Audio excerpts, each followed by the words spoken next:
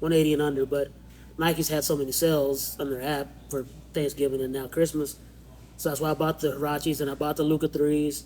But I try to get my shoes if I can get like a promo code to give me like 25% off, 30% off. I try not to pay regular price. Yeah. But I bought a bunch of hoodies from Ralph Lauren's website, and those are just like regular $140. And I bought like 4 of those. So after that, and then buying Christmas gifts, I'm tapped out. Yeah. All right, ladies and gentlemen, boys and girls, welcome once again to your favorite podcast of 2025. Hopefully, the Top 10 Movie Podcast with Mike and Mully. I am Mully. He is Mike. Mike, what's going on? Nothing, man. Just back in action. Back at our location. In the saddle. Yep, good to be back as always.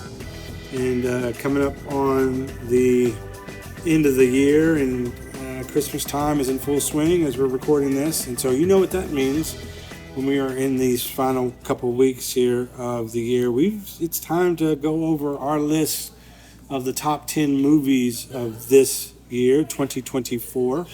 And we'll also do a little bit of a recap here at the end of the podcast of our most anticipated movies that we had for this year and find out which ones made the list.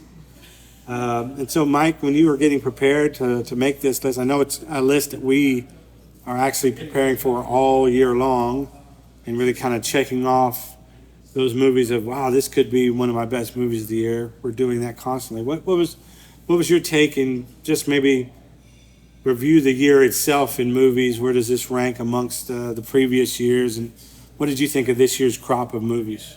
To me, it was the best 12 months of movies post-pandemic. Okay. Like, I'm not going to say movies are 100% fully back in full swing, because there's a few movies on my list that were delayed from last year because of the strikes, and I think that the delay also is going to affect movies that were slated for this year that we're not going to get till next year, possibly even the year after. So I won't say movie theaters are fully back, but I think there was enough high-quality movies that I fully stand by and recommend that we haven't gotten since the pandemic started. That's interesting. Yeah, I mean, I've been at the theaters a lot this year, at least twice a month. Yeah. And that's a different take than me, because I think this year I struggled to find movies to put on this list. Mainly, I think mostly because it seemed like this year more than most years outside of the pandemic years, I just didn't go to the movie theater a lot, because some of the movies that I really wanted to watch got really bad reviews, and so I ended up probably not watching them. And then some movies just didn't last at theaters long enough to even really have a chance to go, and then they're quickly on digital, which you think is a blessing to be able to watch it, but then it would be on a streaming service that I didn't have. So in order to watch that movie, I would have to pay for a new subscription service just to see it at that point. So I lost a lot of movies in that window. I didn't go to the theaters quick enough to go see it, and then when it went to streaming, it went to a service I didn't have. So, it's a tricky thing.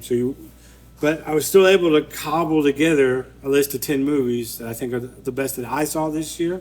I think it's going to be very different than everybody else's list and your list, because you had probably more movies that you saw this year. Mm-hmm. But it is my list, and we'll go through it, and maybe there'll be a couple hidden gems then for our audience to go seek out, and I'm sure that they'll share with us on social media some of the ones that we missed and then made their list. So, Mike, let's kick it off with you.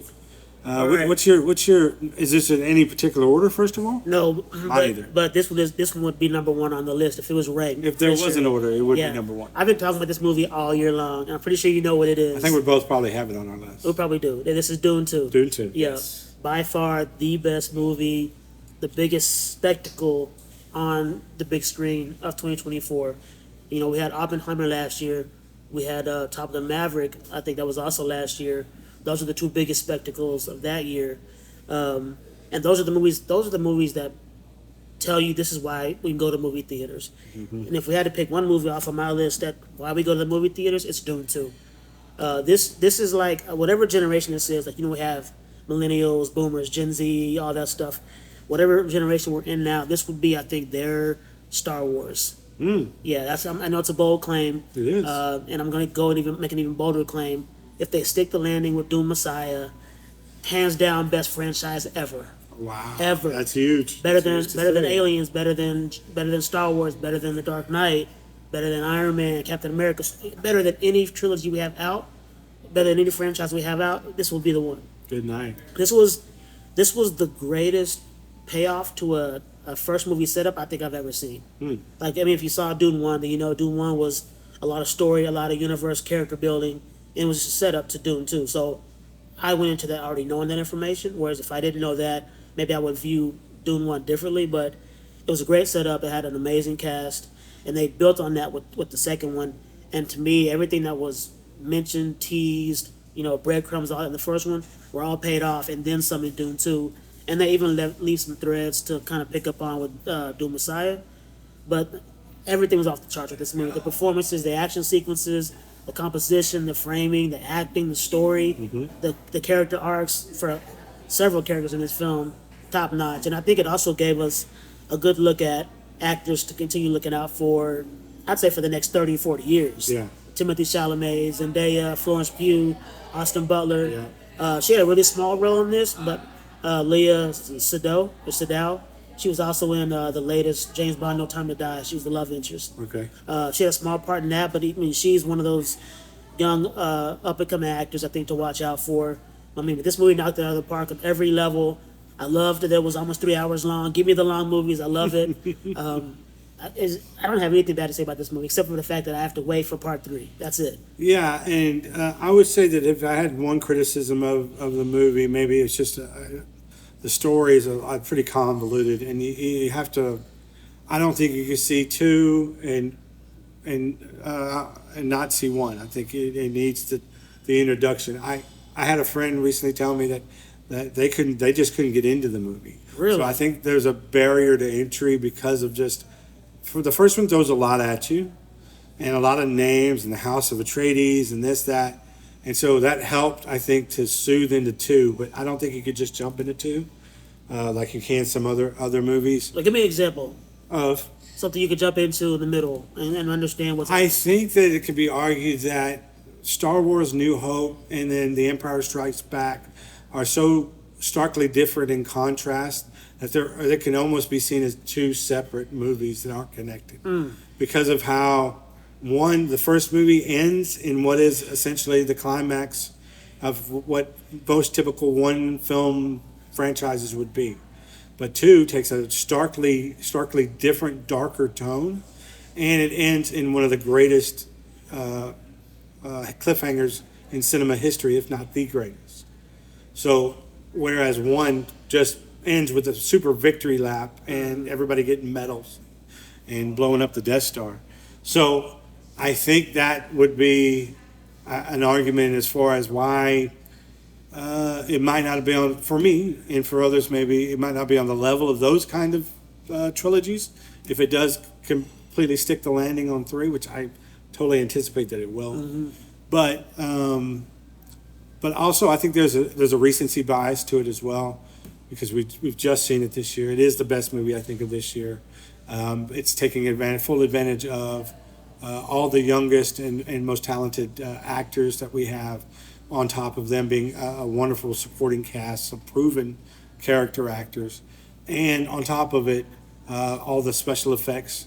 Let's not forget that this movie was originally made in the 80s, and I think it's hard to watch back and compare the two because the special effects alone are so different and so drastic, and they're using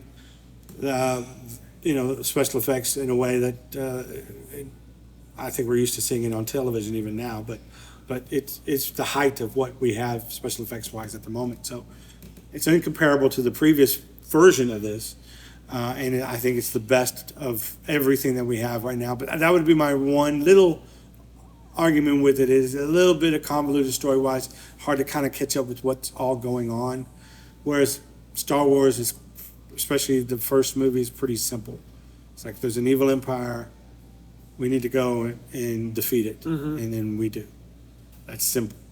But the Jedi powers that our guy has in this was explained in 1, kind of hard to jump into 2.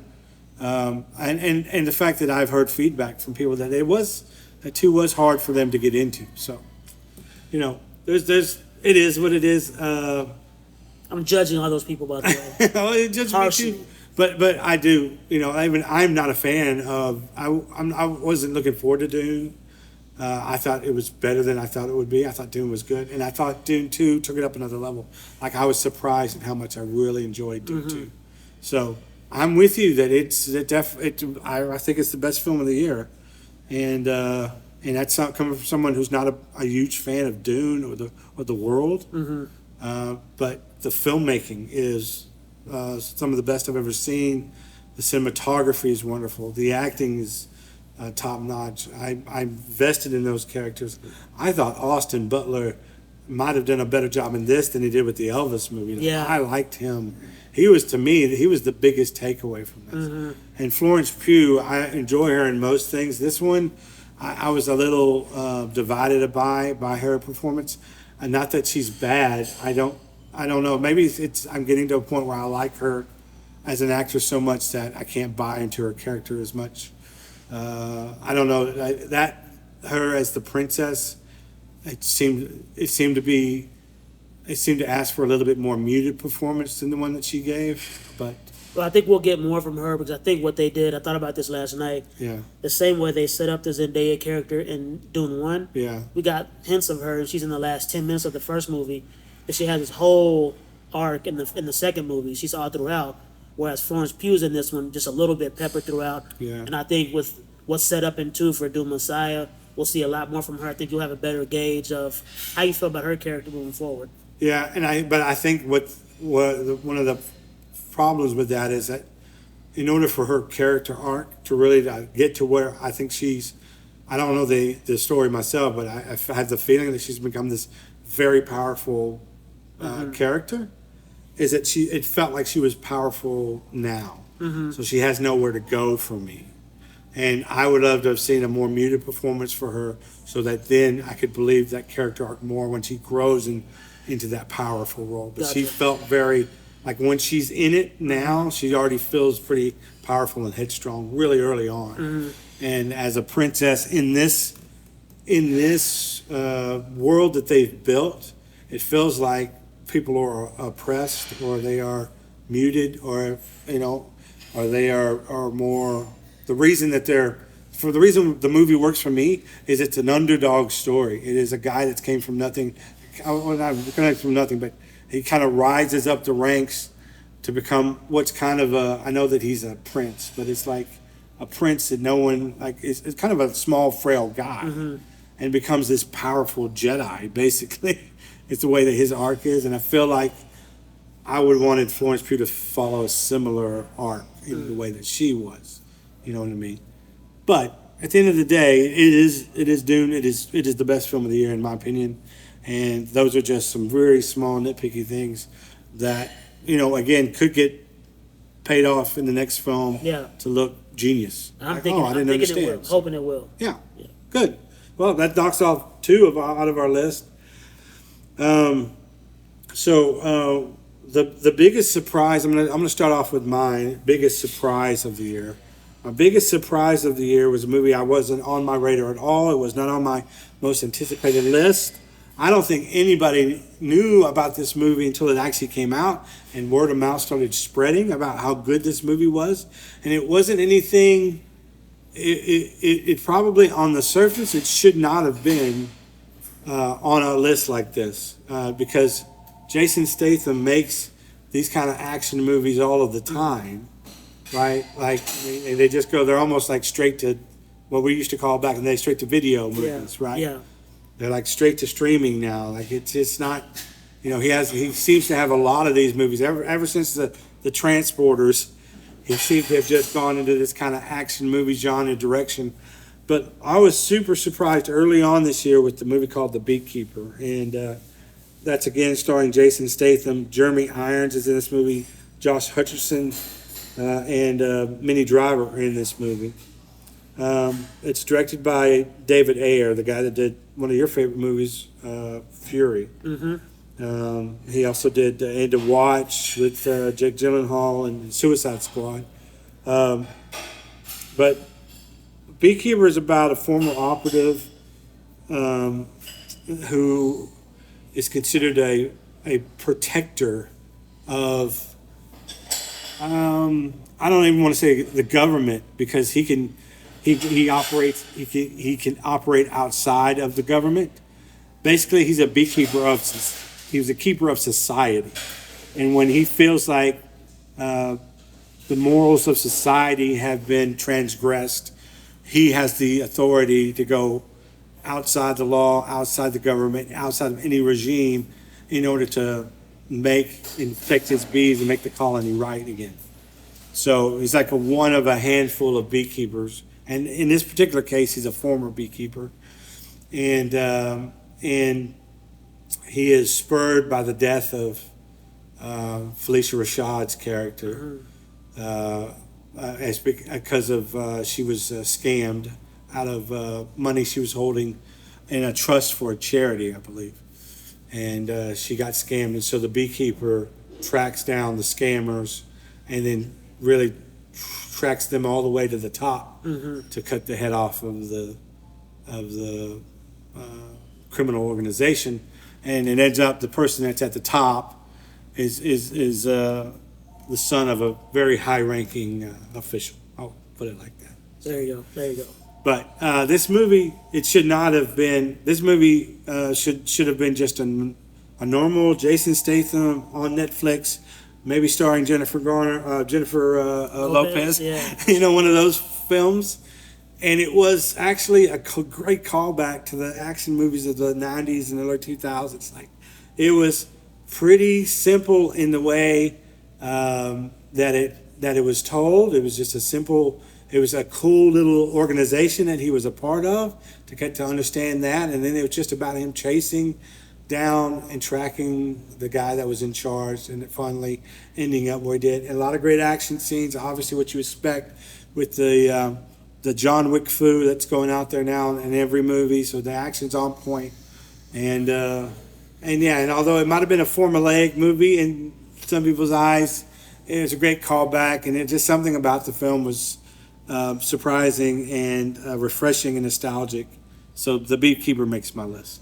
Yeah, I actually forgot this movie came out this year, because that was literally It's like 12 months ago. January 14th, I think Yeah, was the release date. I kept thinking it was last year, and I mean, I already had my list made, so there was no point in me adding it to the list, because to me it couldn't bump any of my other. Well, you know your baby boy here's going to have it on this list. You can talk about it anyway.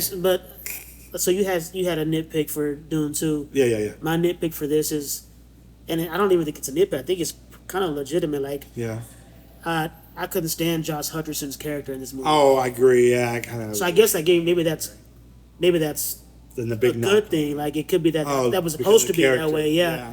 But it was so, I hated him so much. He was so annoying. I just can't stand for spoiled brats like that it almost took me out of it. And then the whole scam thing, that was a very flimsy premise to kick off what comes after. It's like, that he would react so violently to it. yeah, you couldn't come up with something better. You know, maybe a health care was denied. Oh, yeah, that would have turned your Yeah, crack, wouldn't it? and That would have done it. in the wake of the whole, Yeah. United Healthcare CEO Yeah. being killed, that would have been better for me, because I mean, Phyllis Rashad. Yeah. Maybe it's Felicia. I don't know. Now I can't think. I should know Oh, this. Anyway, This was a P. she's elderly, so it would make sense that she had a claim denied. Yeah. And then maybe she thought she needed these meds or the surgery, but she couldn't afford it. And so because they denied her, Well, that would have been about money. That would have been about money, and then he needed to raise the money, and then. But he would have got it. He would have got it. He would have killed the trust fund kid and got the money somehow and gave it to her. You know, with the Josh Hutcherson thing, I'm not a big fan of his. Just even in the I call it Mockingbird, but it's actually The Hunger Games. Hunger Games thing. But I didn't believe that at all, and that romance and that whole thing. I didn't get any of that, and I just thought, so maybe what I mark that down as is that I just don't like him as an actor. No, I don't either, because whenever I see his name pop up, I'm thinking, why? Yeah. Why are you showing up again? But in retrospect, then I think he might have done.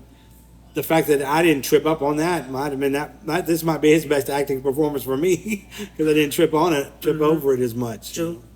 But yeah, no, all legitimate. But again, remember, I haven't seen a lot of movies this year. I just kind of skipped out on a lot. So this is one of the ones I did watch that got enough buzz quote quote Oh, that was good. That was good. that I was like, oh, let's go check it out, and it was relatively pretty good. I mean, to the point where it made it the list. So it might be towards the bottom of the list, but it's on the list. No, I think it's a valid. It deserves to be on the list for sure. Okay, So it's a great choice. I'm going right into Civil War next. all right, that's on my list too. Yeah. I saw this movie in the theater because for me, when I saw the trailer, I understood what the assignment was. I knew what this movie was going to be about, but apparently there were some people that they saw the trailer and then when they saw it, the movie, there was a disconnect somewhere. They didn't like it because they thought the trailer was misleading, which I don't understand how you would see that or get that. Because for me, I understood this is about a group of journalists trekking across, war-torn America. Obviously, there's been some kind of civil war happening, and they're trying to get to the White House to get a quote from the president about the state of the country. That's what I took it as. That's what it was. So there was no misinterpretation on my part. And then you had a great performance from Kirsten Dunst, who isn't somebody I would have even picked to be in a movie like this. Because I'm not seems like an familiar. odd choice. Yeah, I'm not familiar with her work outside of Spider-Man. She did do a tennis movie with Paul Bettany. Oh, Wimbledon was so good. Breakpoint, I believe is what it is. No, Wimbledon. Wimbledon, yeah, I like that movie. I did. I love Bring It On. If you're a fan of the '90s classics, I love that movie. It's already been brought in. Yeah, but it was a surprise casting. But it was good to see her again on the big screen because I don't think we have in a while. I think she's done a couple of short-lived television series, but the surprise performance for me was Kaylee Spaney, who's the young, naive, eager photojournalist who reluctantly has to go on this trek with Kirsten Dunst and her crew across the country, and how there's like a reluctance to kind of take this young photographer under her wing and show her the ropes and show her how to, wait for the right moment and when to stay out of the way, and because this is a dangerous profession, and so basically she does kind of become motherly of her, even all the way to the end. I don't want to spoil it because there's something that happens at the end. Mm-hmm. Surprisingly, there's a couple of good action sequences in this movie too, like a couple of good shootout scenes that I didn't really expect to happen, because that was the one thing I guess the trailer didn't really give me, was that this was going to have any actual war action sequences in it. But there's a couple of those. There's one really good sequence where they're having to figure out where the sniper is. They got to get the sniper so they can move forward. And then there's a really tense scene when they come across the Jesse Plemons character. My gosh, I loved him in this. Yeah, it's him and another guy, and they're army, I guess. They're in fatigues. Yeah, they're not in it for long, but man, the parts that they are is really impactful because what they're doing is very diabolical and plausible. It's plausible, and there's a line that they say in that scene. It's from the trailer where they're just trying to cross, and then they say, "Well, we're Americans," and he's like, "Well, what kind of Americans are you?" And it really just kind of tells the audience the state of the country. We're very divided. That's why you know what the film is about. That moment. Exactly. And then there's even moments of levity where they get to this one small town, looks like Gilmer, Texas, or Winona, Texas, and they stop in this little boutique shop, and there's this young cashier. She's just there hanging out, and it looks like nothing's happened in the world. Yeah. Everything looks fine, like a peaceful day. In their little town, they have a sense of normalcy that is not seen anywhere else, or not many places. So it's shown like some parts of the country, like they decided to just kind of stay out of. Ignore it. Yeah, what's going on? But I love the pacing of the film. I didn't feel like the movie was too long or too short. I felt like it was the right amount of running time. I loved all the performances from all the supporting characters as well as the leads. And then there's another movie on my list that also stars Kaylee Spaney, so she's going to be my breakout actor of the year. Yeah, okay. And I got a little crush on her too, so. Of course. Okay, so I'll give my spiel now on Civil War because it is also on my list. Civil War was probably the movie that I was looking forward to outside of another movie on this list, but I was one of the ones I was looking forward to most, and it kind of scares me a bit because there's a movie that's on a list that we're going to be doing for next year called our most anticipated list of 2025 that I have a same feeling about that I did about Civil War, so it scares me a little bit because this film was different than what I thought it was going to be originally. So you're in that group that saw the trailer. I'm in that group in a sense, but I still think it's one of the top films of the year for me. So that's the distinction. I didn't feel cheated by the film, but the film to me was, and I think it has to do a lot with the director and kind of what is it, A24 that put this Yeah, out? and it was Alex Garland was the director. Yeah, and I am hit or miss with his stuff.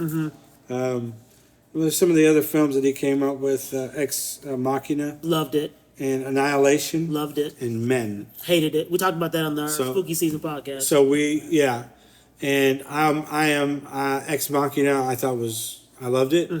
Annihilation. I wanted to love it, and it got a little weird for me, and I think that's just him. So you're on the fence with his style of.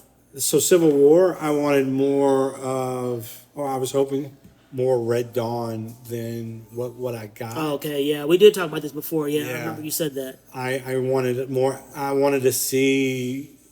I even not even the action scenes, because really to me the action. I was surprised with the amount of action at the end I was too. with when they get to Washington, Washington D.C. I didn't think they were going to have as much action, and clearly what they did was the budget was to the point where they just basically told a Walking Dead type story all the way up until they got to the Capitol, and then they spent all the money and the budget, the special effects, and all that on that, the war part of it, which was great because it really paid off a lot for the action for me there at the end. But the ending is a bit of a sour note, a bit for me. It was, Which you're not never a fan of. I loved it. yeah, and that's just me. And then in times when they were going across the country, I think there was just. I think maybe I didn't care about the characters enough yet. They hadn't built those characters enough up for me. And I'm okay if we're just going to be on a roller coaster ride and it's not about the characters that are in the car, but what's happening outside the car. I'm okay with that as long as the action outside the car is good. They just tried to make me care for the characters that I didn't feel like I just didn't connect with. And so when something would happen to them, I think a Children of Men is a great example of the character building that needs to take place. And then you feel for the characters when they go through these crazy experiences. But they built that. Remember the ping pong game that Clive Owen's character plays with his ex in the car as they're traveling right before she actually gets shot? Yeah. They're having fun, they're laughing, they talk about the old times, they go visit an old friend just before. They build those characters. You wonder why their marriage didn't work, and they have such great chemistry to get. Like, they built those characters.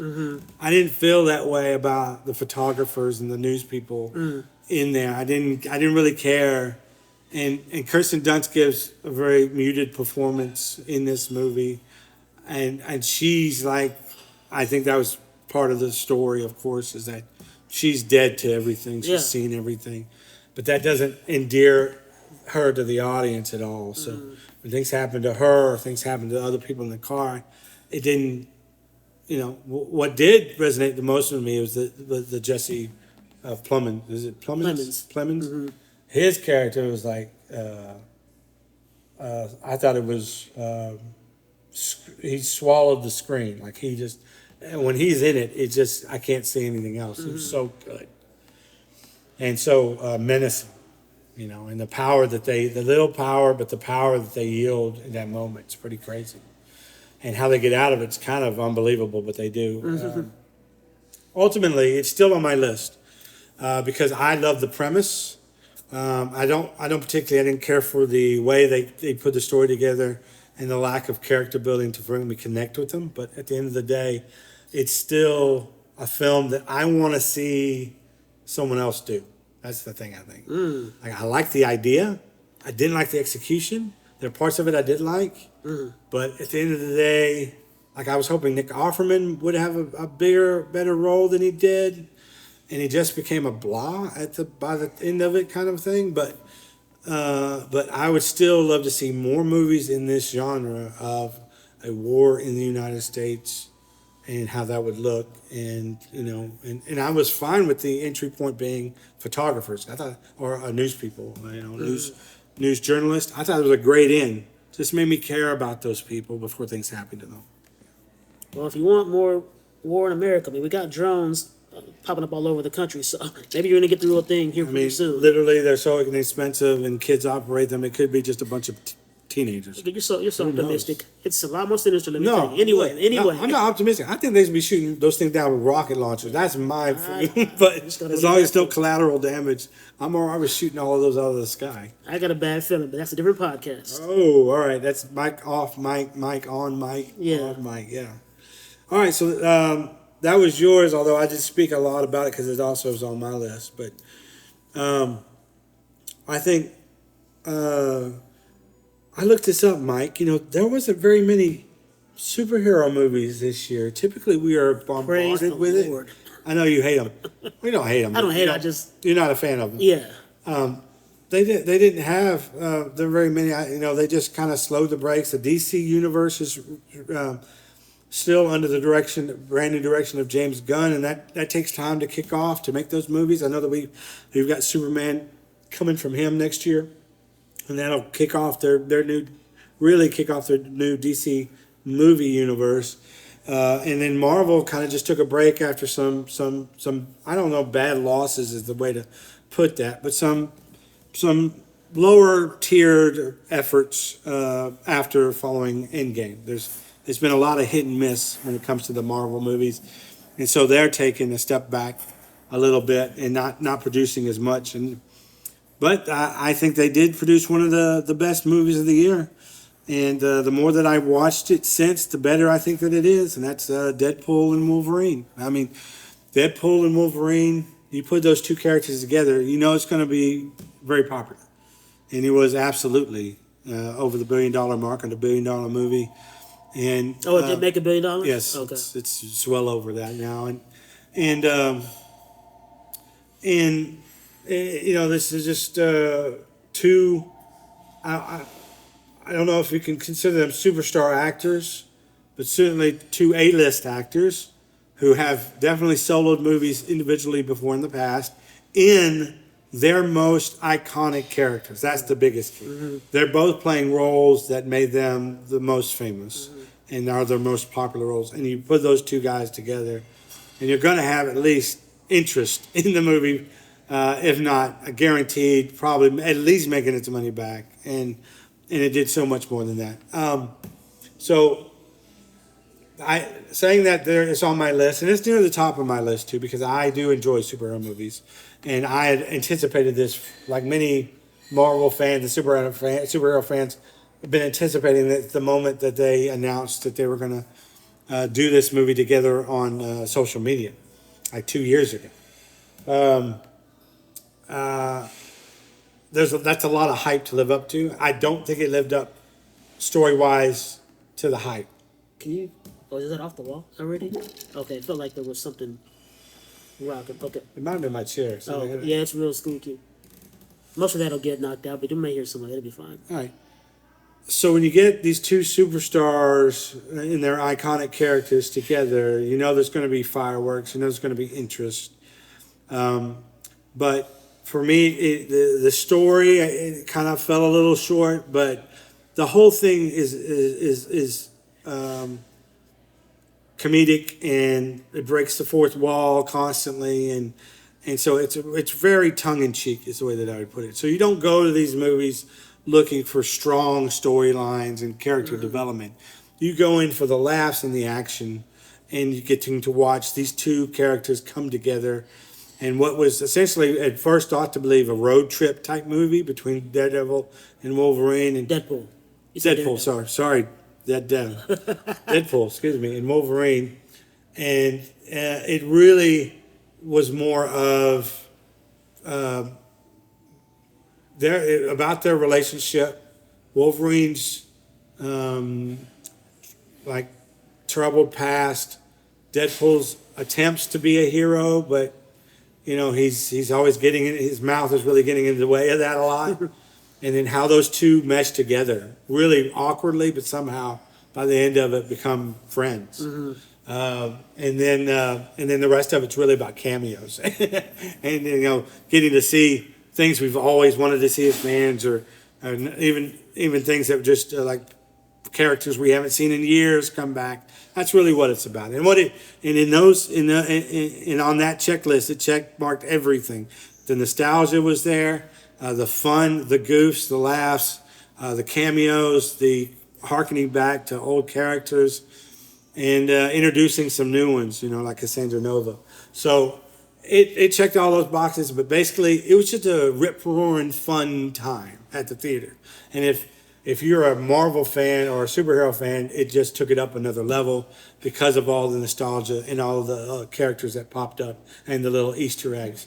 But if you're not, I think if you just go into it, you're not a huge superhero fan like yourself, then you can go into it more of just like a action comedy. And with at least probably most people like Wolverine, so at least you got to see Hugh Jackman as Wolverine again, which was awesome. What did you think of this movie? I liked it initially, but it was more of an emotional reaction and response because then I had time to live with it because this was 6 months ago. Now it's in July. Yeah. To me, it's just a cash grab. Yeah. And for sure it is. And I like more layers and depth to my movies. And for it to be just a cash grab, that's legitimately what this is.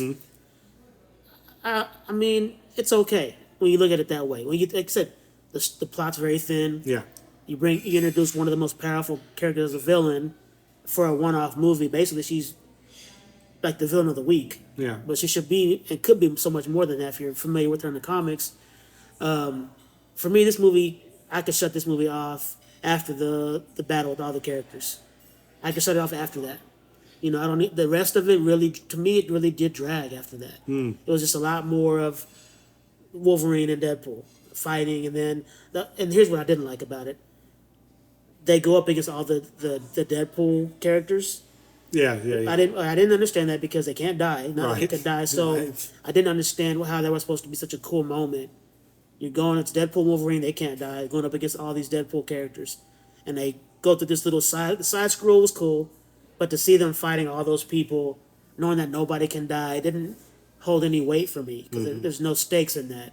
And then, what's his name, Bob, that shows up at the end? Yeah, Peter, Bob. whatever. Peter. Yeah, everybody has a Peter. Yeah. Yeah, everybody's I know he's from part 2, right? I guess is he in part 2? Yeah. He became part of X-Force. Of X-Force, yeah. So it was an introduction. So I'm just not a fan of the Deadpool character. Yeah. Like it's too mouthy. I don't like It that. is a Deadpool movie, even Yeah. despite there being Wolverine in it. It is him. Like I could see that if you found his Van Wilder type attitude and jokes, if you found that annoying, it would be hard to watch a movie like that. The opening. It's all him. With It's the all him. Backstreet Boys opening. It's an NSYNC, but go ahead. Sorry. Okay. Well, that just tells you how much more I don't know. But I didn't like that choice. Yeah. Using that song, him doing the dance. People were already always doing the dance. Like, why do we care so much about this? Nostalgia. I guess so. And then the 3 cameos. I don't want to spoil it. It's all over the internet. But okay, fine. wanna spoil it. But after those characters walk in, Yeah. that's the best part of the movie to me. Okay. That's the best part of the movie. Yeah, it is. I agree. Because there was one person was good. that I didn't think I'd ever see again. There's one person I didn't think we'd ever see, period. So I was super excited about those two. But yeah, for me, after the final battle, before Deadpool and Wolverine go after Cassandra alone, Yeah. for me, I could cut the movie off there and say, okay, I got my fill. Because at that point, we already had the 2 Deadpool versus Wolverine fight scenes, which were amazing. We waited years for that, Yeah. especially the one in the car, in the van. Car was crazy. That was the best one of the 2. So they definitely saved that the best for last. And I think the monologue by Wolverine before that fight, Leading into the fight. like, do you remind you? Oh yeah, Hugh Jackman's a super good actor. Yeah. He could see the anger in his face. Oh my God! He so for me, Hugh Jackman took it to a whole nother level having him in there. Yeah. Like, obviously that movie doesn't work without him, but him and it's a reason why they do 2-man comedy groups. So one can be the straight man and one can be that pairing Hugh Jackman with Ryan Reynolds Deadpool, it was a good pairing. You know what I mean, for the jokes, and the back and forth and the seriousness and the anger of Wolverine, and compared to the joking and cavalier nature of Deadpool. It was a good. And for me to close out, 'cause it's your movie, but Yeah. it's not a bad movie. I don't hate the movie. Yeah. It's just I'm not a fan of the Deadpool universe, I guess. If you're not, then that's tough. It would have to be a tough film Yeah. to swallow. I Yeah. think. So that's pretty much what I could never hang around with somebody like that for longer than an hour and say I never want to see you again. So I completely side with Wolverine in this movie, 100%. I hear you. All right, what's the next one on your list? Okay, so that was yours. Yeah. So this is the first movie I saw in 2024 of the year. It was Okay. in January. So I saw it with my cousin. This is an all black cast. This is American Fiction. I think I've actually talked about this before in an older podcast episode. But I mean, this is about an older aging out, I guess, of the temperature of the culture and what they want people, what the audiences want to read in books. Mm-hmm. He's an author. It's Jeffrey Wright is the actor. Love him. Love Jeffrey Wright. So do I. Yes. And he hasn't had a hit book in a while. And his publisher's like, hey man, we got to get you going again. Well, what are you working on? And so he goes to this book convention. Happens to walk into one of the panel rooms where they have another featured author talking about her book, and she's played by Issa Rae. I don't know if you're familiar with who that is. I think I recognize the name. But she's basically, it's her talking about her book, and everybody in the audience is white people. Mm-hmm. And this is significant to the what kind of propels the rest of the film for the Jeffrey Wright character. So he kind of sits in and listens to her talk about this book. And her book is very much stereotypical of like black experience, or what the stereotype is, like talking hood and uneducated and all this and that. And the people in the audience are just laughing up, they love it. Because she understands that's what, in this universe, that's what the white people want to hear from black authors. That's what entertains them. And that's what shoots her books up to, superstardom and how they're so popular. And so he's just offended by it, And that's not the kind of books he wants to write. But his publisher's like, you should just try it and see what happens. So one night as he's kind of stewing in his thoughts, kind of as an FU to the system and to society, he does write a book about it as a joke. And it ends up that his publisher finds financiers who are like, we love this. We want to get this to publish right away. We already want to get rights to this for a movie too. And his is like, this is supposed to be a joke. And his publisher's like, just play along with it, because he wrote it under a surname too. And the surname character is like, he's an ex-con, he's escaped from prison on the run, wrote this book about his life. And so he kind of has to play this role to get this book made and then to get the film adaptation made. But that's what the movie's about. The core of the movie, though, is about this character and a lot of the real life events that happened to him and his estranged sister and Tracy Ellis Ross and estranged brother and Sterling K. Brown, and the dynamic and how they've kind of, as they've gotten older, broken apart and lost touch. And then there's a family moment that happens that brings them back together.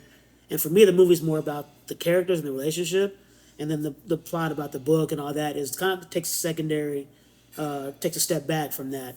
But it's a really good story. The real life events that happen is grounded in reality to where, like you connect and you feel for the main guy. His name is something Monk. His last name is Monk in the film. And it's a movie I highly recommend. Every time I've watched it since, I get the same feeling. It feels so real. It gives me that Soul Food, that movie back in the 90s. Soul Food, yeah. Vivica Fox, Mekhi Phifer, and Neil Long. It gives me that vibe. It's like, this is the kind of movie, as a black movie lover, when I say all black cast, I want to see this. I don't want to see a all black cast movie about drugs and guns and violence and corruption. Like, we have enough of that already. Let's start making more movies like this, because even though it's an all black cast, everybody from every walk of life, race, and all that can see this movie and get something from it. Cool. So it's called American Fiction? American Fiction, yeah. Dude, all right, awesome. I love the way that you described that. That was really cool. I was like, I want to see this. This is great. And actually, I forgot the script won Best Adapted Screenplay at the Oscars, which was actually pretty cool. Awesome. All right, so I'm going to go into a movie. I think that it really was in theaters in a flash. It didn't get a lot of buzz, and I thought that actually this movie was really well made, and it was a very interesting idea, and it had some star people in it. Scarlett Johansson, Channing Tatum, Woody Harrelson were in this movie, and it was based on real life events, but I'm not sure how much really was translated over. So let me ask you this before you go forward. When you watch movies that are supposedly quote unquote based on true events, yeah, do you watch the movie and then go research and see? Typically, no.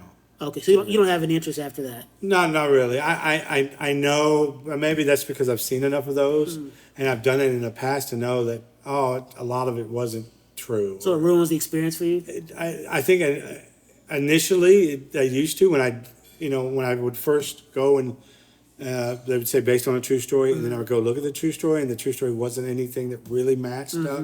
Maybe some names, maybe some the situation, but they were like, well, this wasn't true, or that person wasn't this way, or they actually melded two people into this one role. Yeah. And so after doing that, when I see that based on a true story, I know that I'm taking it with a grain of salt. That all right, this is just based, but probably they've souped it up for Hollywood, or they've changed it. I know what Hollywood does now with that, So that didn't So- sell you on this movie. That aspect of it didn't. No, I know that this is a story that's created in this world, and how much of it's happened, how much of I'm not interested in that anymore. I'm just interested in being entertained and having a good experience at the movies. I'm not. This is if I want to watch a documentary, I'll watch a documentary. Okay, gotcha. You know what I mean? And then even those documentaries, they omit things, and then like the guy that was known for like his Civil War documentaries on PBS. You remember the guy?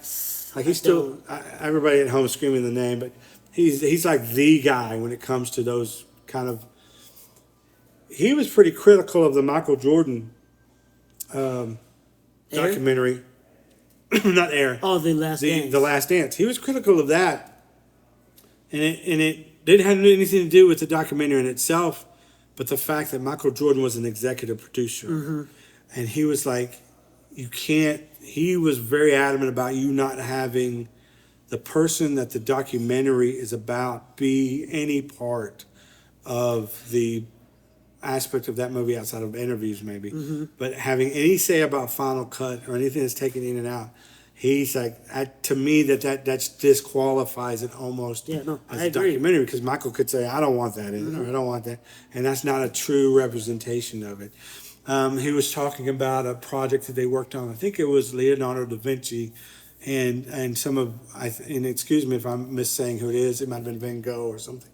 Something about homosexual tendencies that they or something like they hinted at in their history.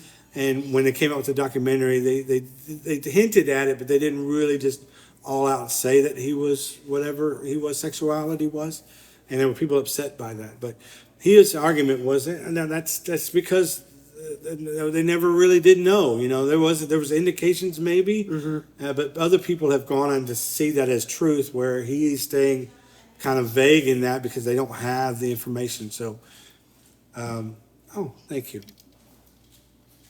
So to tie that back in, when I say based on a true story, then I just think, well, there's some real life events that took place, that these are just kind of influenced, as are most things, like most movies are.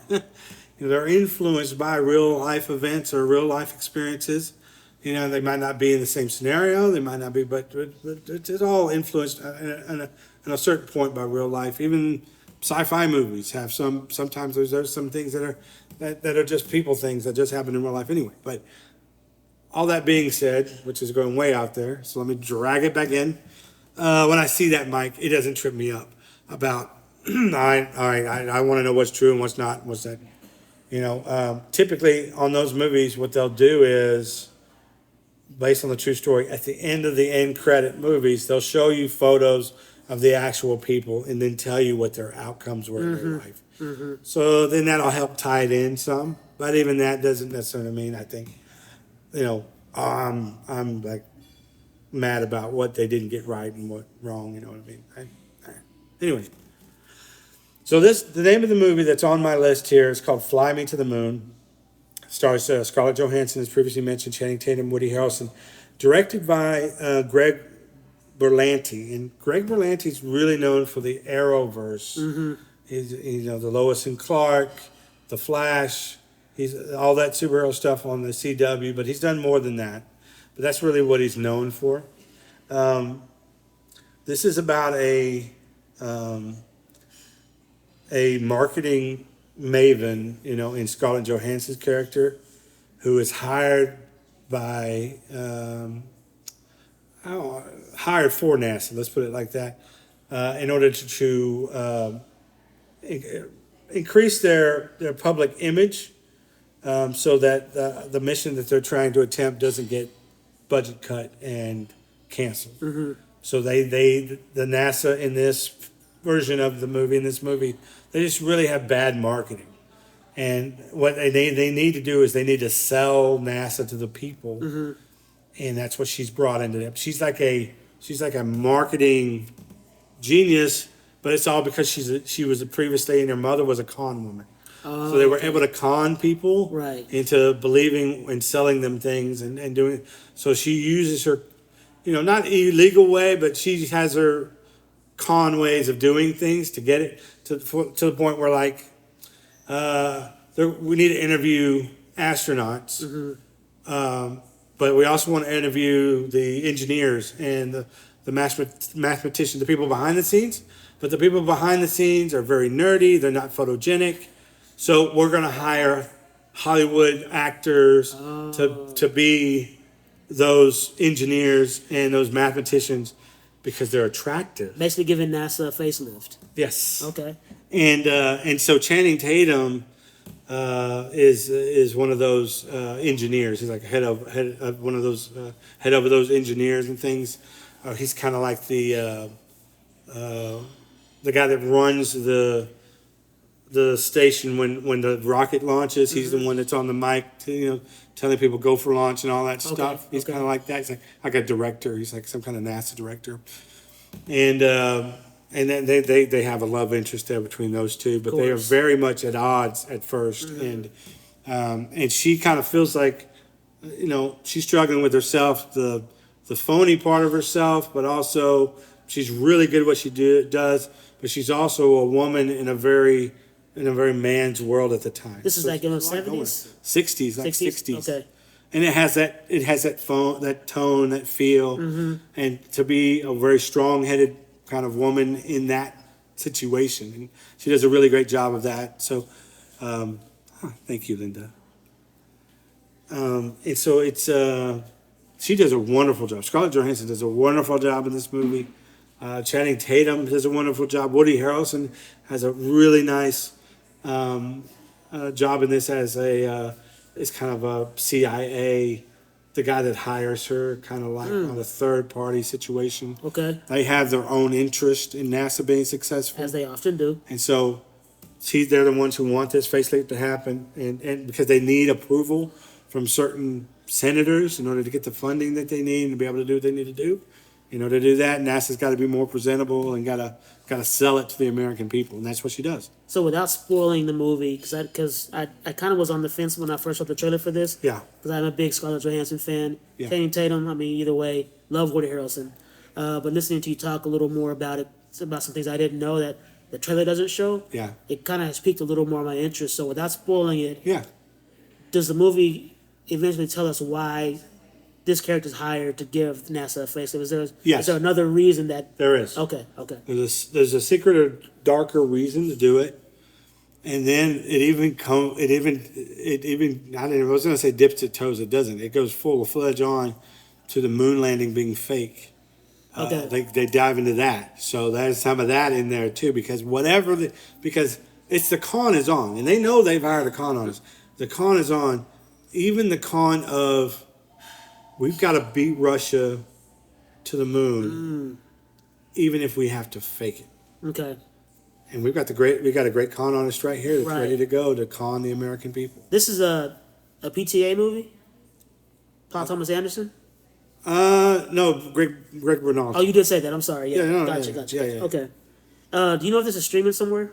I'm sure it is. Oh, by now. I dude, you can look it up. Oh, Yeah, I'm okay. absolutely sure that it is. Okay. I haven't seen it since I saw it at theaters, and I went to it probably 3 weeks in, and it was empty. There was nobody in there. Yeah. So yeah, I did not get it. Got zero buzz.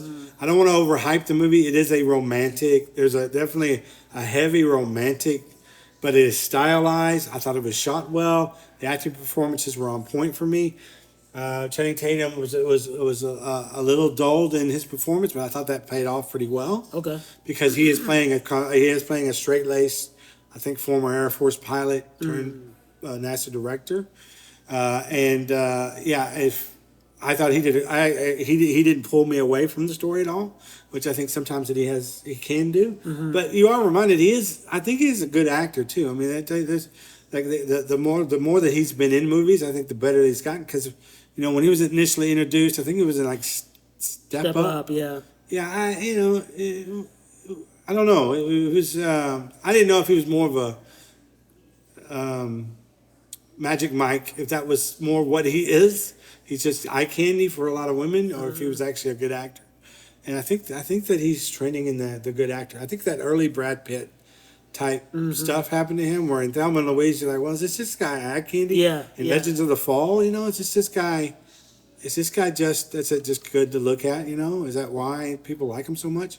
But Brad's turned into one of our best actors, I think. So I think it might happen with Channing Tatum too. It's just unfortunate he's got some Jupiter ascending type credits.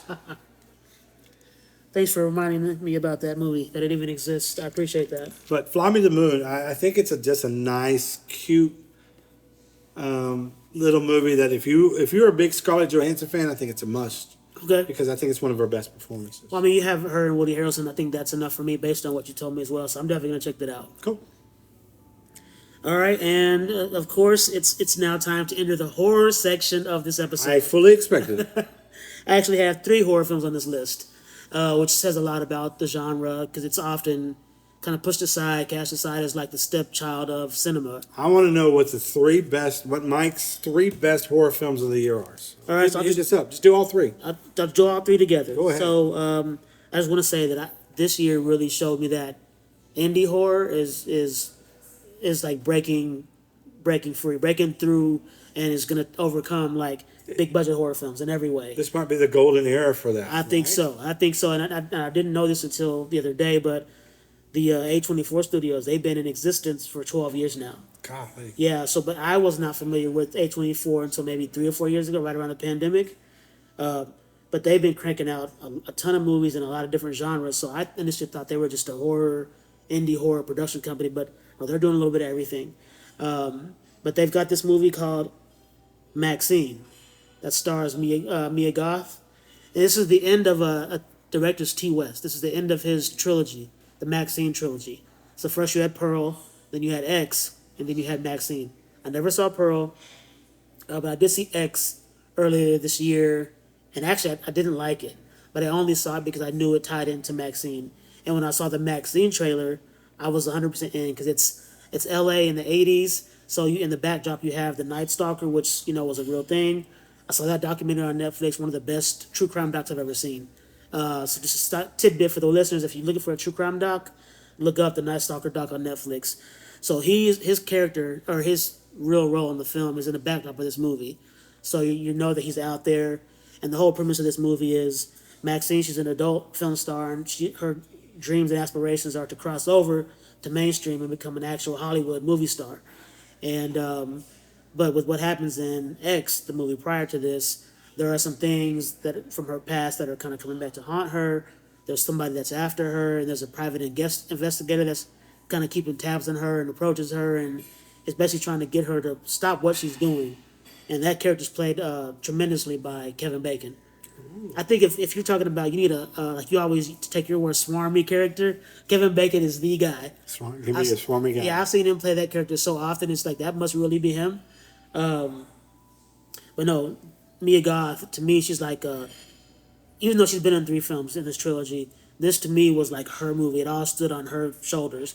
And to me, she knocked it out of the park. And even though it's categorized as horror, I think it's more for the gore, because there's a lot of blood spilled in this movie and shown on camera, as you often do in indie horror films, because you don't have to worry about the studio trying to silence or say you can't put that in the movie. Now, would you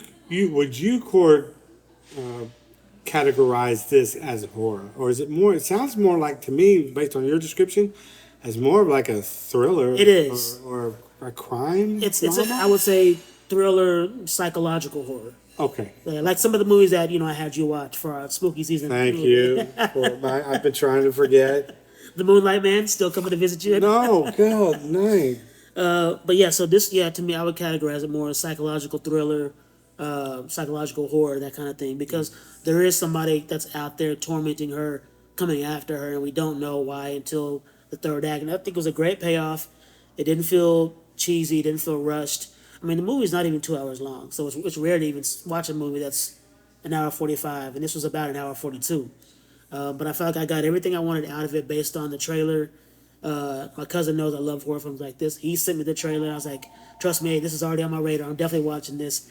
Of course, it's on the theater, and it ends. The movie ends with "Betty Davis Eyes" by Kim Barnes, which I'd never heard of that song, but for whatever reason, the lyrics to that speak to the Maxine character. So it's like a perfect ending to the movie.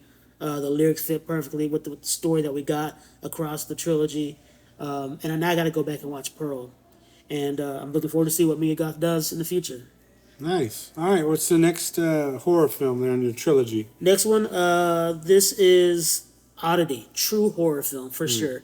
I had the luxury of being able to watch this in the theater empty. So to me, it just added to the experience. Now I gotta say, even though I'm like a true lover of the horror genre, I never had the guts to go watch a horror film solo by myself until maybe a couple of years ago, because it's just as I've gotten older, like I just don't have many people in my circle that like horror films.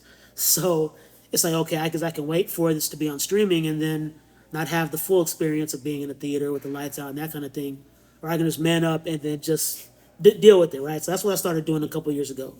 And so this one wasn't on my radar at all, but I have a friend, shout out to Daniel Poe, and he actually was like, check this out. I saw this at South by Southwest. You're going to love it, because he knows I'm a big horror fan. So I watched the trailer. I was like, he sent me the trailer. I was like, I watched the trailer. I was like, okay, I don't really get a lot from this, but it's in a horror and it's definitely indie. So I'm already intrigued. And went and saw this in the theater, empty, like on a random Wednesday night. And it was perfect. Everything I wanted. It's about I think I covered this in the Spooky Season pod episode. Yeah, I So remember this, but yeah, it's- go if you want to know what that movie's about. Go back to that episode or just watch the trailer. Give us just a little bit. What's the So synopsis? Really this quick. it's about this woman who owns like this occult shop. All these different like very strange items that you would assume are associated with the occult, but she's blind, and she kind of has this power that she can touch objects and she kind of can see the history of the object. And they never explain it. It's just kind of this is what it is. Right. And her sister gets killed in the beginning of the film, so she goes out to the boyfriend that's now single's house to figure out what happened to her sister, and she brings this like a magician's chest with her, and there's this very unsettling figure made of wood in the chest, and for the majority of the film, sits at the dinner table, like with his arms. You can't see it. There's no video, but his arms propped like this, and the eyes are holed out, and there's like a bowling ball, 3 holes in the back of its head, and there's things in there, and then we kind of go on this ride with the new girlfriend who's living in this house, and the blind sister, and we do figure out what happens to the dead sister, and we figure out who's involved and what really happened. There's a lot of really good moments of tension, a lot of moments where you really want to look away, especially with me being in the theater by myself. I was like, I don't know if I can look. That says a lot when you can't look. Yeah, it does, and because there's a lot of moments where the director is Jason. No, I'm sorry. The director is Of Oddity. Damian McCarthy. Damian, never heard of him. Yeah, but no, unknown. But I can't wait to see what he does next. There's a lot of moments in the film where he just leaves the camera on this figure, and you just the longer like the camera sits there, you kind of want to look away because you're thinking there's going to be a jump scare, and it never happens. And so they use I call it the anti-trope of the jump scare in very effective ways, multiple times, wide angles, close-ups, all that. And then a lot of what happens in the third act is surrounded by this wooden figure, almost like I can't think of what they call it in like supernatural mythology, but there's like this entity that you can control, and that's basically what this thing is. And the blind sister has control over it. Okay. And she's basically there to exact revenge for what happened to her sister. That's good. That's good. All right, good. I think people that love those kind of movies will be intrigued by that. What's the final of Mike's 2024 horror trilogy? Okay, so I told you earlier when we talked about Civil War that there was going to be another Kaylee Spaney shout out on this list. Yeah. and this is it. This is Alien Romulus, Oh boy, a lot of buzz on this one. and it is so good. I mean, and to this day, this movie released in September, it keeps its like critic rating. You know, it's above 7.0 out of 10. So that kind of speaks for itself. Saw this movie opening weekend, got my money's worth and then some, and it got me really excited about the Alien franchise again because for the better part of the last 30 years, the Alien franchise has kind of continued to go down in quality. And like the hardcore fans from the originals in 79, 86, they're kind of like, you know, we'll continue to watch because these are just, the legacy holds up so strong for us. But this was the first time that we actually got a movie since 86, which was the sequel to Aliens, that we're like, okay, Aliens is back on track again. You know, we had Prometheus, we had Alien vs. Predator, those were decent movies, but the Alien, like I said, the Alien community didn't really respect them as like true Alien movies. Alien Romulus brings us back to that. Okay. And so the fact that it's directed by somebody who comes from horror films and Fede Alvarez, it's exciting for the horror genre to see that, you know, we're getting back on track with some of these classic horror monsters. I'm not a big monster horror person; that just don't interest me. But this one I'm all in because it's the way the alien looks. You know, you have the little bitty face huggers, which have always terrified me, and the way they attack the human's face and they basically impregnate a human, and there's a chest buster and all that. Like that's a true terrifying monster. And there's a lot of great moments of tension, a lot of great chase sequences. Again, Katie Spade knocks it out of the park. So I'm looking forward to see what she does. Moving forward, I hope they do a sequel with her in it. Yeah, that's Alien Romulus. All right. Highly recommend all three of those. There you go. So let's go over them again. So it's Oddity, Maxine, and Alien Romulus. There we go. 3 to watch if you like that genre. Yes, sir. All right, so I'm going to go a little bit more lighthearted with mine. You always find a way, don't you? Well, I think it's just my taste in movies. When they said that this, I think a lot of people rolled their eyes when they heard that this movie was going to be coming out, a sequel to a beloved natural disaster movie from the 90s. But I actually was excited for the possibility of Twisters when it was announced. And to me, the stars of the movie don't necessarily matter. The character building, maybe not as much, although I thought the first Twister movie did a great job of doing that. With Bill Paxton and Helen Hunt, and then Philip Seymour Hoffman making a young appearance in that movie. But that band that was following Helen Hunt around, they felt like a family, and they felt really like cool and fun, and had a lot of fun. And there were elements of that in Twisters. I thought Daisy Edgar Jones did a really good job, and they did actually a pretty good job of like aging her. Because there's an incident that happens when she's younger. I was impressed by that. Yeah. And then she ages. You know, she grows up with this terrible Twister experience. And then Glenn Powell, which I think he's an up and comer. I thought he did a pretty good job to be the charming YouTube cowboy star. He filled that pretty well. He did pretty good on that. But I really do feel like he's got some good acting chops too. But again, the stars of this movie are the tornadoes and the special effects. That's what I knew going in, and that's what I got, and that's what I expected. What I didn't expect though was to how country this movie felt. It felt like Country Strong in a tornado movie. But I'm fine with it. I like Country Strong, and I grew up in the country. I'm from Texas. It felt right at home. I know you didn't like the soundtrack to this movie, but I did. I thought it was good. There's a home.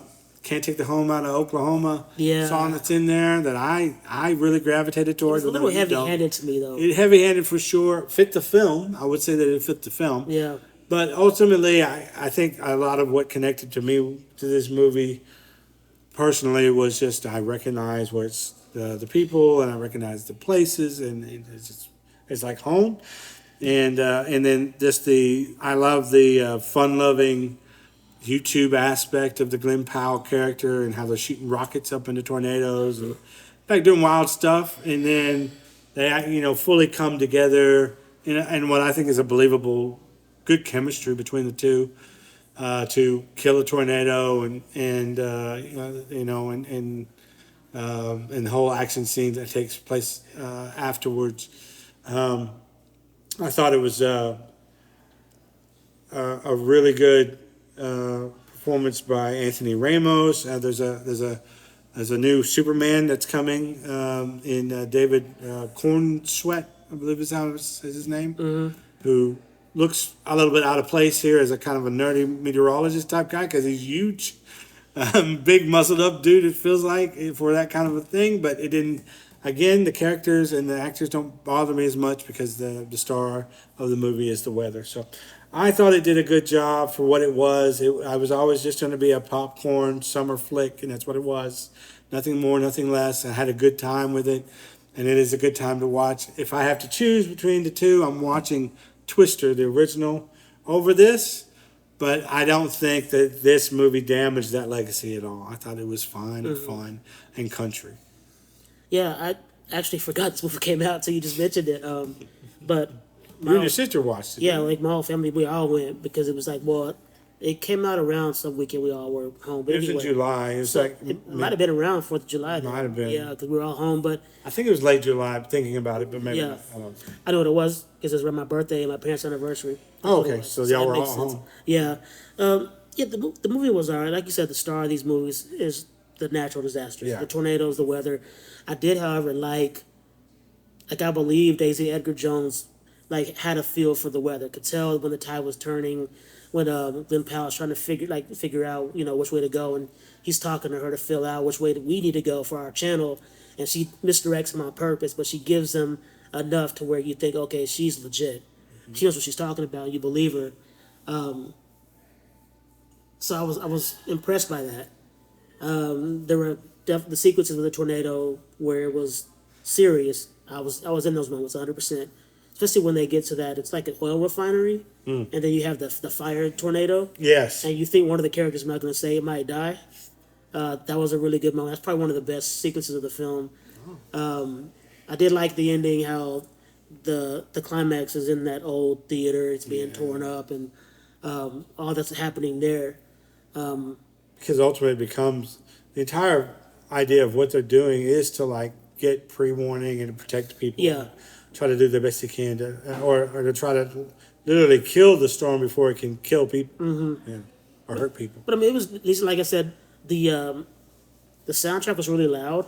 Yeah. I don't want a theater, it was but very prominent. Yeah, It was a Guardians of the Galaxy level of the music taking center stage at times. it was. And then the whole YouTube aspect of it was kind of it was okay. It was goofy. Yeah, it was a bit much. I think it's also true. I mean, for the era that we're in, People do that. Yeah, you're right. Yeah, so but I mean, it's a decent movie. I'm not a Glenn Powell fan. He's a very punchable smile. I know you think he's a. You're not alone in thinking how you feel about him. You think he's an up and coming actor. The guy's 33. Like, it's taking you long enough. I just don't. He's see been it. around a long time. A long actually. time. I didn't like him. And To me, he it played just- something similar to his character in Top Gun Maverick. Not quite as Yes. arrogant, but he gets very sure of himself. Didn't he do another wasn't there another airplane movie with him and the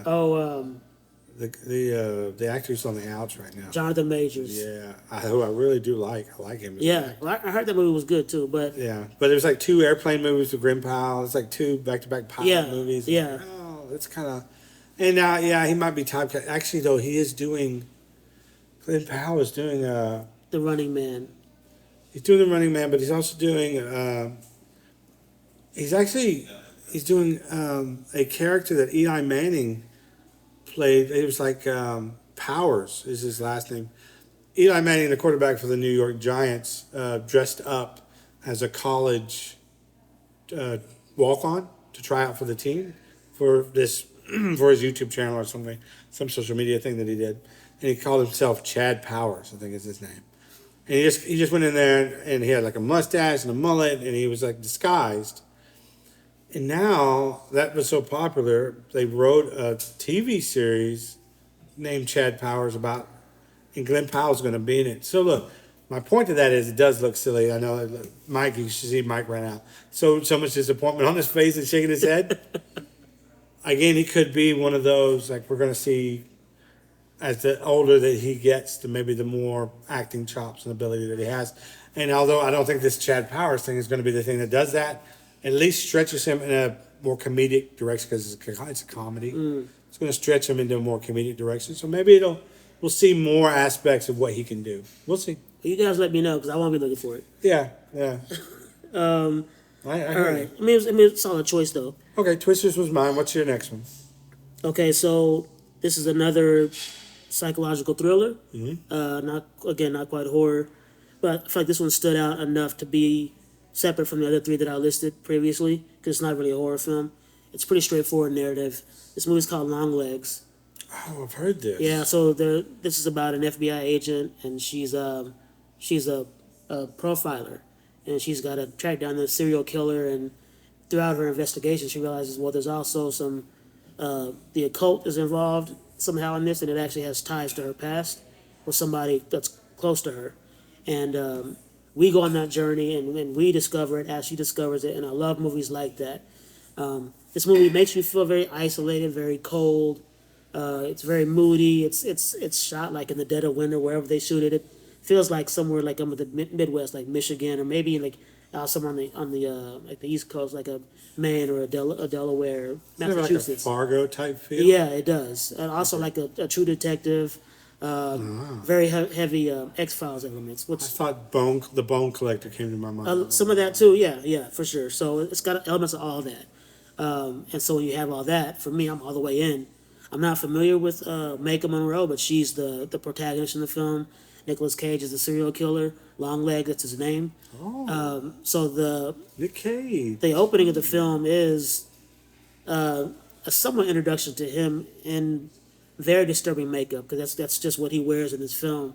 And How does he play that character? Were you able to go with it? yeah, I was because I knew it was Nicolas Cage, and so for him to be kind of not unfiltered, but how would you describe Nicolas Cage's personality? He's very He went full Cage? erratic. He kind of did, Okay. but it worked for the character because he's the serial killer. I think that's not a spoiler.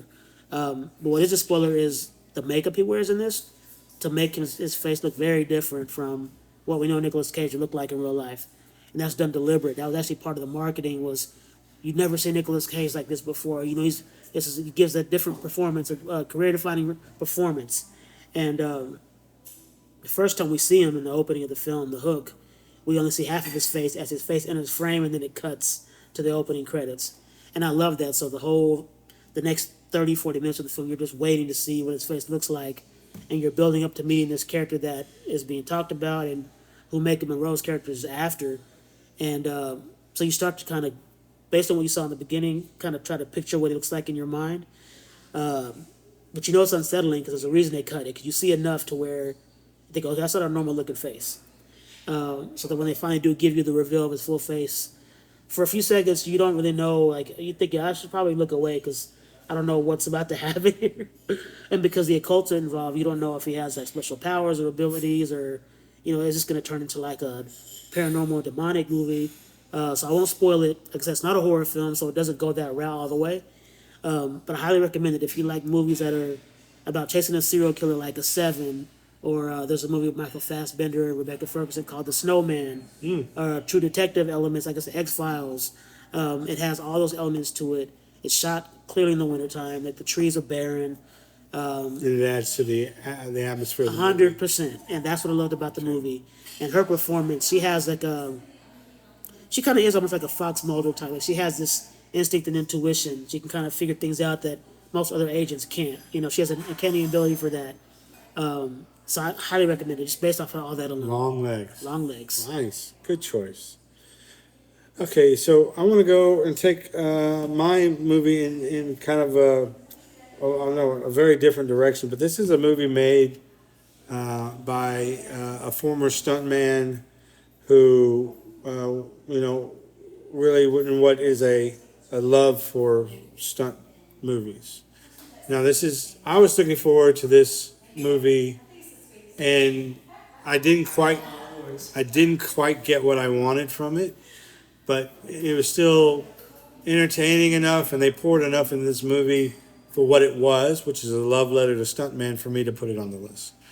The movie's called The Fall Guy, and The Fall Guy was based on a television show that starred Lee Majors from the 80s, and his whole thing was he was pretty much a private detective on the side and a stuntman for his real life performance. Like he would help solve issues for people using his stunt abilities. So he'd be able to do some crazy things in order to track people or track them down or whatever. And I can't remember if he was a kind of a bounty hunter or not, but it felt like that.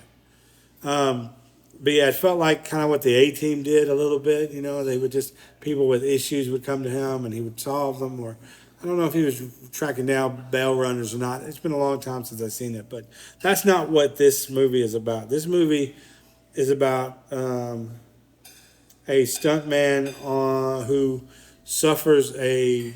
I don't know. Did you ever see this movie? No. Okay. I probably won't. So go ahead. Yeah, I'm not ruining anything. A stuntman who suffers a tremendous injury, and is now no longer a stuntman and out of the business. But when he was in it, he was considered one of the best. Right? He could just do everything and super durable and all of those things and do multiple takes and all those. Well, now they need him. He was the stunt double for one of the biggest stars in the world, played by Aaron Taylor Johnson, and they need him to come back. They ask him to come back for this particular film, whose director is someone that had a previous relationship with our stuntman, who's played by obviously Ryan Gosling, and. The director is Emily Blunt. She's the director of this movie, and it's in trouble and needs him.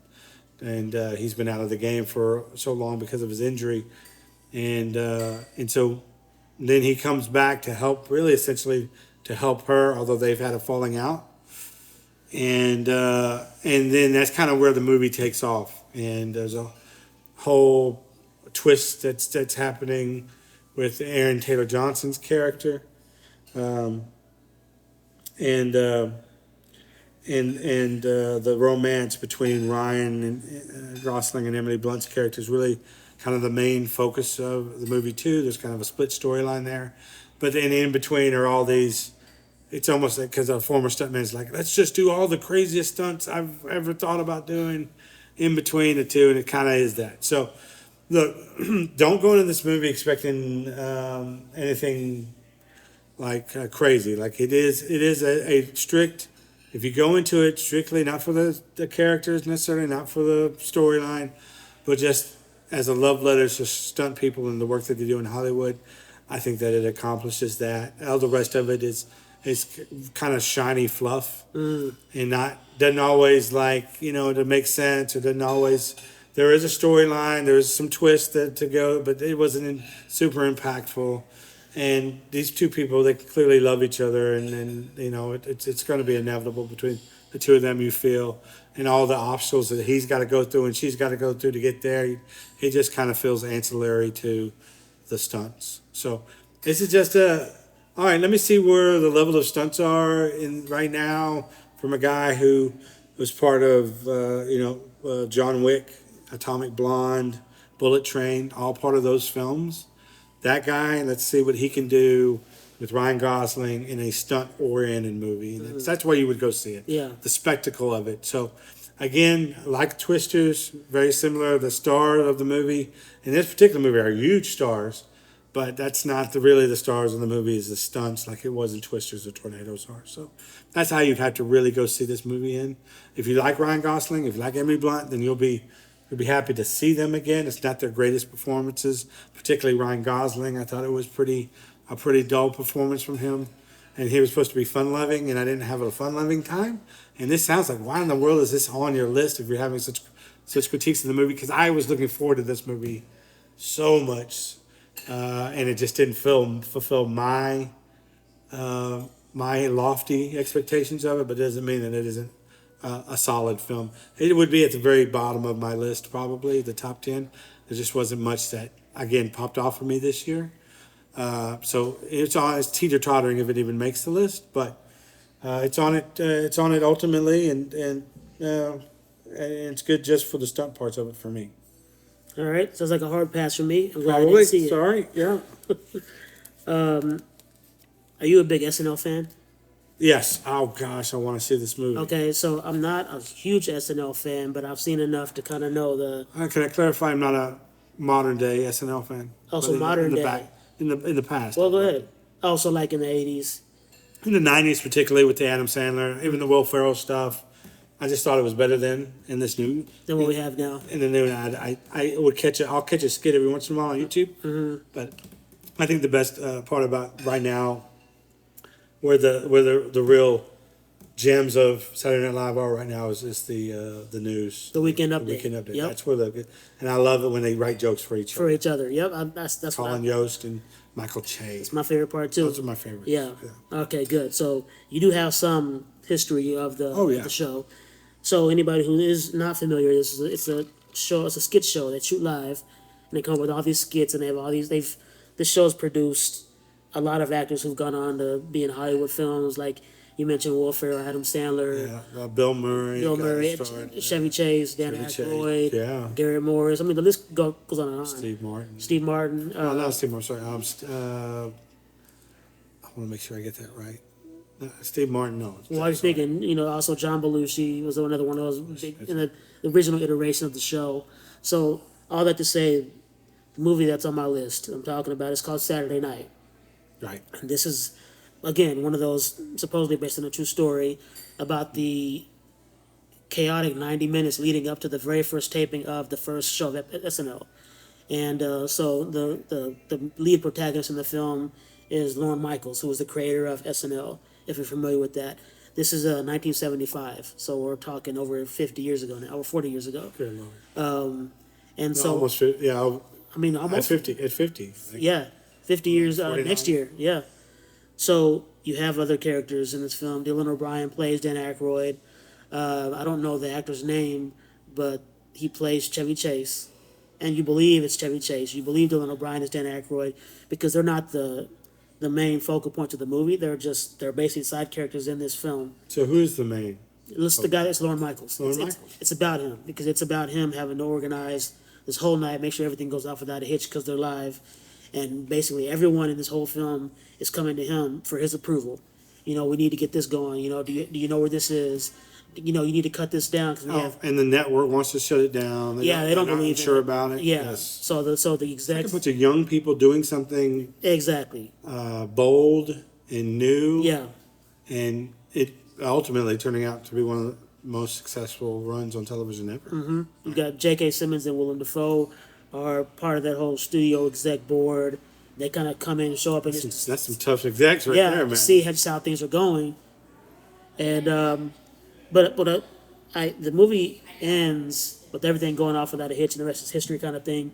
But I left the movie feeling very inspired, which is something I don't often feel from the end of a movie. But because you have this ragtag group of unknowns taking a risk on something and it paying off, and they bet on themselves and it pays off. So that left me feeling very inspired about the path I'm on and what I'm trying to do and what I'm I'm betting on myself to make it big, and hopefully one day I can say the rest is history as well. So Okay. Good choice, Saturday night. Maybe. All right. Good. That was a good choice, man. I do want to see that movie. All right. So quickly, let me just go through this. yeah, we're not The gonna rest of my movies very quick. Yeah. I don't know how easily you can hear me. We had a large group just walk in that are pretty loud. So I'm gonna try to get through the last three movies on my list really quickly. Monkey Man, the Dev Patel directed and starring movie was Shart. I always get his name right, but I know it's Shartu Copley. Is that how you say his name? I thought it was Charlotte. Yeah, that sounds close enough. It looks like Sharito, but I know that's not right. But he's in it. You'll recognize it. And this is Dave Patel in his directorial debut, and it's basically John Wick in India. That's basically what it is, and it's stylistic. It's got a great color palette.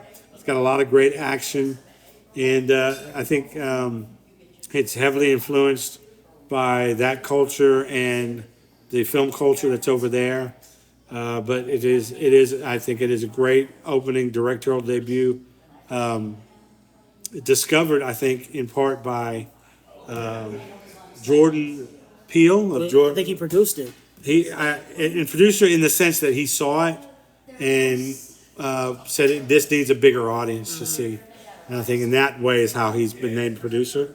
So Monkey Man made my list, and the great action film, The Ministry of Ungentlemanly Warfare. It's on my list too. Yeah, this is by the Guy Ritchie film starring Henry Cavill. Alan Richardson's in this. Isa Gonzalez and Carrie Elways. Yules. Yeah, this is one of those based on true event movies again. But this particular one was on the British side when they were surrounded by Germany in World War II and getting bombarded by them. And this is hiring a ragtag bunch of mercenaries to sabotage the U-boat fleet of the Germans and how they did that. And it was definitely a fun action film with some historical tones, and ultimately it's one of those based on true life ones where they show you the pictures of real people later and what happened to them kind of things. But it is fun. It is a nice little what you would expect from Guy Ritchie film. It kind of has that feel for that, and they're playing it tongue in cheek, but good action. So, and then the last movie on my list is Roadhouse, the Jake Gyllenhaal movie that went straight to Amazon, and there's a lot of a conflict about whether this movie should be released on streaming or not. One of my favorite directors in the world, Doug Liman, guy who did The Bourne Identity, Mr. and Mrs. Smith, and Edge of Tomorrow, directed this. And ultimately, this is really a Jake Gyllenhaal showcase with Conor McGregor coming in, playing kind of a ridiculous villain character, but super believable, obviously, in the action scenes. And Jake Gyllenhaal being this laid-back, what is it? I didn't say bodyguard, but it's bouncer. Mm-hmm. And a very stark difference from the original that it's based on, but still the action scenes in this and the endearment of Jake Gyllenhaal's character still shines through in this. And I thought it was an enjoyable movie. So that rounds out my top 10 list. What do you got left for me? I got just one more. This movie's called Strange Darling. This is probably the sleeper hit of the year for me. And I think I talked a little bit about indie horror, but this is just indie filmmaking in general. This movie was directed by J.T. Muller, but the standout was the cinematographer was Giovanni Ribisi. Oh, so that's kind of what grabbed my attention.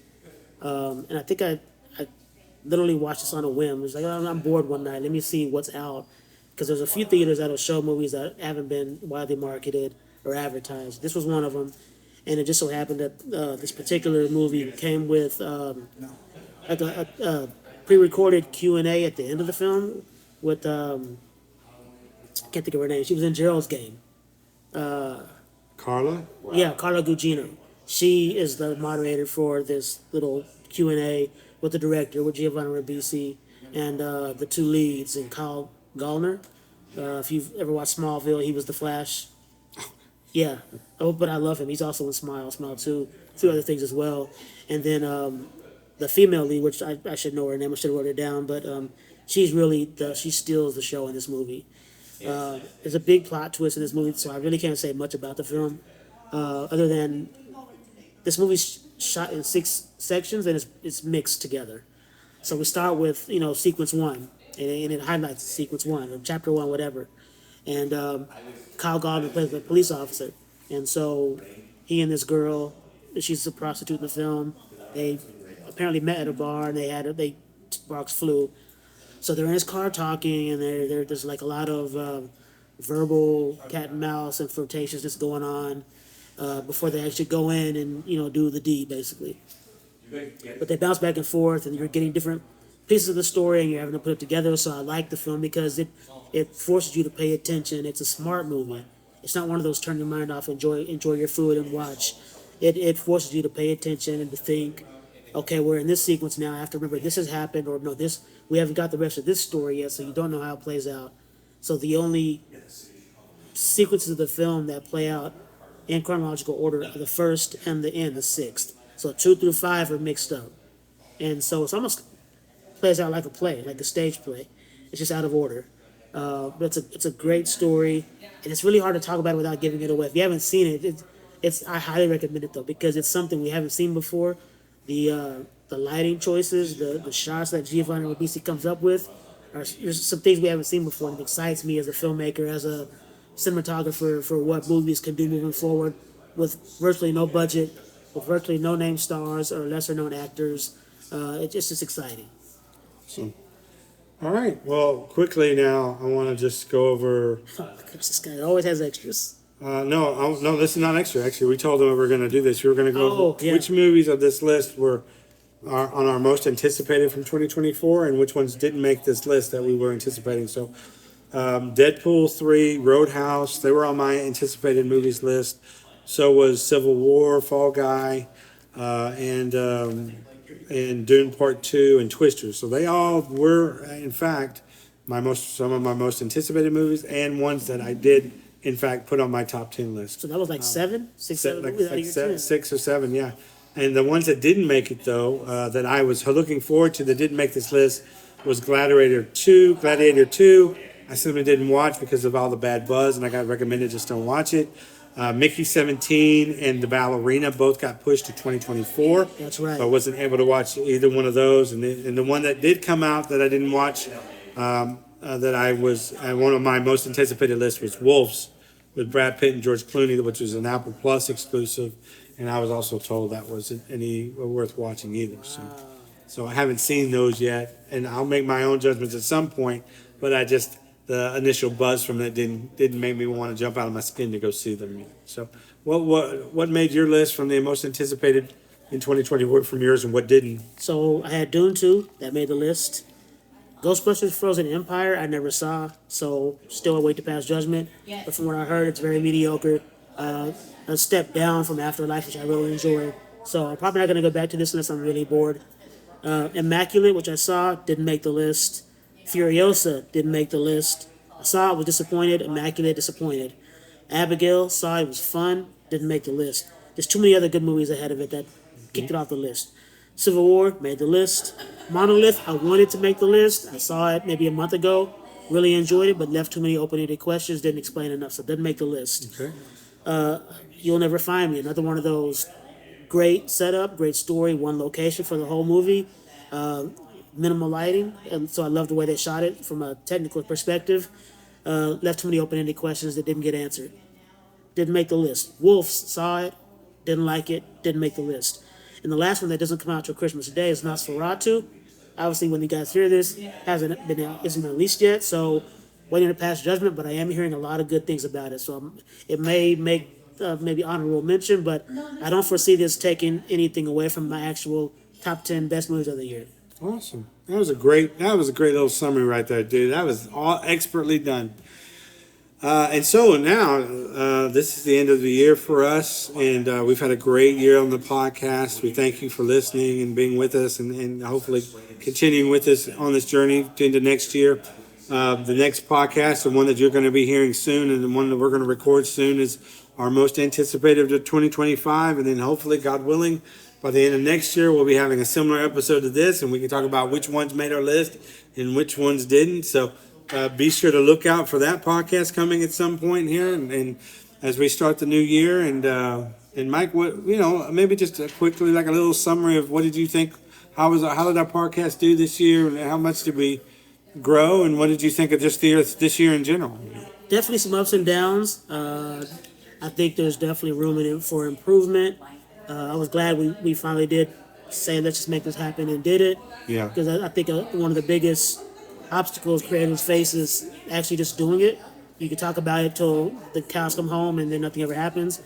And then, for whatever it's worth, just actually making the first step, taking the first step, seeing what happens, not getting a lot of traction early on, which we expected, I think, and then eventually getting a few listeners provide some feedback, because I post these on my YouTube channel. I've got a few people, and you've had somebody even comment on some episodes just to kind of engage a little bit. We've had people comment on the Facebook page, and I've had people text me through Messenger and text. We've had people give us a couple of lists. So some of the lists you guys have heard in previous episodes, some of those were given to us by fans, which we really appreciate. Yeah, list ideas. Submit them. We love them. So I'm looking forward to next year. I am wondering how creative and unique the lists will be moving forward. We did this for about 6 months. We started in June, but we started recording in January, which is why some of these movies were on the list. So I'm interested to see how unique the list will be moving forward. If it's something that we can make a viable option, but I think we'll always have some lists that are going to be what they are, guaranteed, locked in, like this one, like the most anticipated. I think we'll always be able to kick off the year and book in the year with those. Then it's just a matter of filling in the gaps the rest of the year. Yeah, I think we did a good job of that. I think you were hesitant that we would even have enough ideas to fill out the last 6 months. And Honestly, I was. And I think you've been surprised at how well that we've been able to come up with new and fresh ideas, and not go over or step on our own tracks again over and over again with the same movies. Although some movies do make multiple lists, that's just part of the deal. But yeah, I think so. I think we might spice up some lists that we've done before. We might put new twists on old lists that we've done before. And like you said, you went to the movie theater more this year than you have in a long time. So you're constantly refueling that. And your rankings of the best movie ever are constantly changing because you've got new input, new movies coming out, and there's new things to see and experience. So I think so too. It's been fun. I've been looking forward to. One of the main things that I'm trying to do is not put too much pressure on it. I don't really mind that if we don't have a lot of listeners or we don't get a lot of traction on that. I'm grateful for the people who do listen. And the ones that do reach out to us, they are our precious few. They are our Lord of the Rings ring, right? They're like my precious. So they mean a lot to us. And so Our top 10 nights. top 10 nights. That's right. Actually, I've made a graphic of me and you holding the Ten Commandments tablets. Oh, I like that. So, but it's like a portrait. So it's like a painted portrait of me and you in like those kind of robes and stuff. And instead of the top, Bible commandments, it says top movie list on it. So to go with the Tennonites Okay, kind of feel. I like that. So be looking for that graphic coming out at some point. We have discussed possibly having guests for next year. Yeah. Spoken to a couple of people who have agreed, in principle, to come on. So that's in the works as well. So I think the main thing is, however long this goes, we always want to try to up the ante, but also still be in agreement and be on the same page about everything. And we'll see what happens. Well, my goal, I know you got people that listen to the show, and then I want Tarantino on the show, and I want Kevin Smith to be on the show. And I want to go over their top 10 movie lists, and I would love that. I want to start trying to bring those guys over. Easily be a 4-hour pod, especially for Tarantino, Kevin Which Smith. is fine. Yeah. I think they'd be okay with that. Now, Molly also wants a live show, so we'll see how that goes. Oh, dude, if we could ever get to a point where we could do a live show, that'd be so much fun. But you know what? That's pie in the sky stuff. What we're doing right now is this is our bread and butter right here. So talking to you, first of all, I think I can easily speak for Mike on this one. We want to hope that you're having the happiest and most pleasant of holidays, that you have friends and family that are near and dear to you, and that you are actively pursuing spending time with them, quality time with them. Mike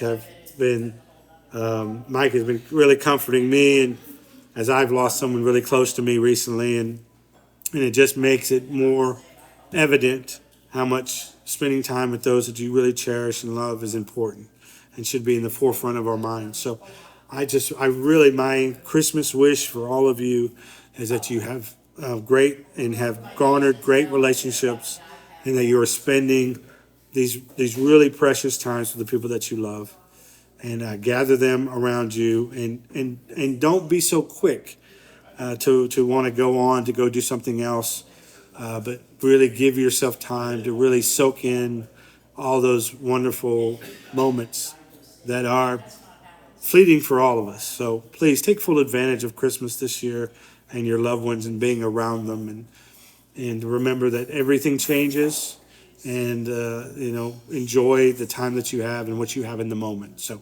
that's a heartfelt plea from me to you. Please have the most pleasant Christmas as possible, and make it pleasant for those around you. All right, Mike, I know that's kind of a somber note to end on, but I think it's an important one. And so I'm going to leave it to you now to give us some levity before we sign off. It's my favorite part of the podcast, as some of you guys know. I love handing these to them. Yeah, after you have your moments of gratitude and thankfulness with your family, your friends. Make sure you turn up for New Year's. Go extra hard.